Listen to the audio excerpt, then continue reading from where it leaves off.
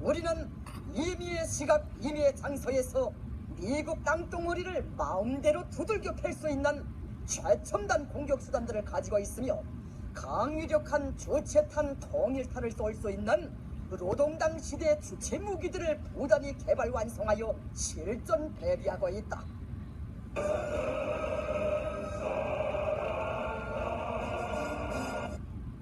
이제 조선반도에서 전쟁이 터진다면 그 책임은 누가 선제 타격했든 관계없이 수많은 전략 자산들과 전쟁 장비들을 끌어다 놓고 불집을 일으킨 미국이 져야 한다.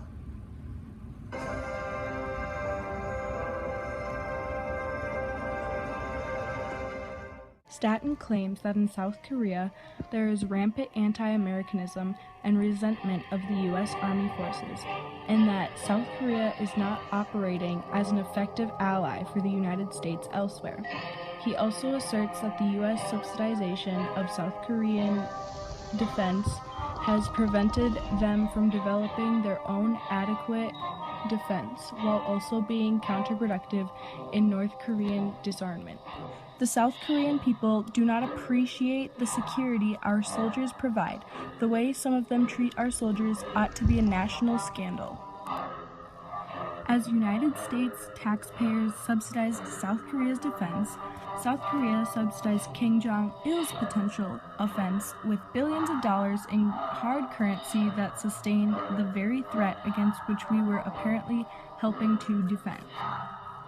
As United States taxpayers subsidized South Korea's defense, South Korea subsidized Kim Jong-il's potential offense with billions of dollars in hard currency that sustained the very threat against which we were apparently helping to defend.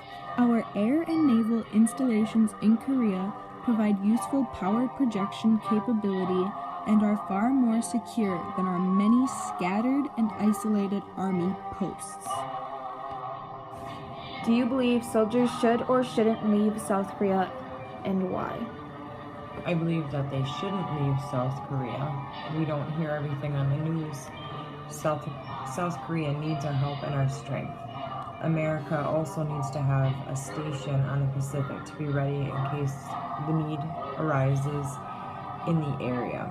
And North Korea has nuclear weapons, and American soldiers can help to be a force and evacuate if need be. Why do you think America is still helping South Korea if they treat us so badly? I think that it's not about how we're treated, it's more about us completing our mission. And not all South Korea is against us. It'd be just like here back home where you only hear bits and pieces on the news and everybody has their own opinion on things. Why do you think South Korea's defense is lacking? I would say not enough knowledge, training, and skill, and definitely for fear that Americans will leave, because population-wise, South Korea has North Korea. I don't remember if it's doubled or tripled, but they definitely have enough manpower, so I think it's just fear. Why do you think South Korea is anti-Americanism and treating our soldiers badly? Because different things happen, different issues by accident or even sometimes by intent, and not everybody is going to know, understand, or agree why certain things take place. And again, just like at home, you only see certain things on the news, and what you see on the news isn't always fact. Issue stirs the feelings of Koreans more than the notion of unequal partnership reflected in the Status of Forces Agreement, a legal document that governs the right of 37,000 U.S. troops in Korea. Firing at an unseen enemy. Tanks move closer to the threat to defend their position. Under tank cover, the infantry mobilized to take out targets on a nearby hill. American and South Korean military fighting side by side. The battle may not be real, but the threat is. Around 20 miles or more than 30 kilometers north of this live fire range is North Korea, a country South Korea is still technically at war with. These exercises happen every year, and every year North Korea gets angry. As far as Pyongyang's concerned, this is a dress rehearsal for an invasion. But Seoul and Washington have consistently said that they're routine and they're defensive in nature. These war games last 2 months. US commanders say they run through these kinds of scenarios every single day. Essential training to prepare for any eventuality. Every chance we get to build readiness, we got to capitalize on. And so we're doing that now. After the firing comes the debrief. Soldiers from both countries encouraged to talk about what went wrong as well as right. I think at the end of the day, both of us not only are improving our relationships, but we're getting better, and we're learning from each other in the process. Move up a little bit more and get on line with shore. Come on, let's go. Preparing for a war they hope will never come, but one they have to be ready for.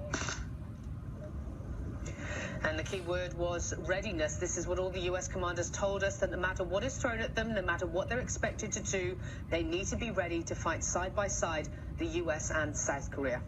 Yeah, and Paula, as you say, it happens every year. The U.S. and South Korea says over and over, listen, this is all defensive in nature, these drills, but Pyongyang continually Many Koreans believe that their nation's limited jurisdiction over U.S. soldiers arrested for committing crimes against Koreans is a national insult, and that the agreement needs to be revised.